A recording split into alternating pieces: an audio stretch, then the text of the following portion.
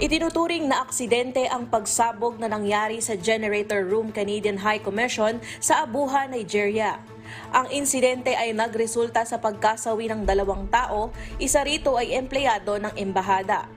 2 rin ang sugatan, subalit ang lahat naman ng iba pang staff ng embahada ay ligtas. Dahil dito, pansamantalang itinigil ang operasyon ng embahada. Ayon sa pahayag ng Embassy ng Canada, isinasagawa na ang investigasyon upang malaman ang sanhi ng pagsabog. Nakikiramay naman ang Global Affairs Canada sa mga pamilya ng mga nasawi at nagdarasal para sa agarang paggaling ng mga nasugatan. Nagabot rin ng pakikiramay si Nigerian President Bola Tinubu noong Lunes sa mga pamilya ng mga biktima at naghangad ng mabilis na paggaling sa mga nasugatan.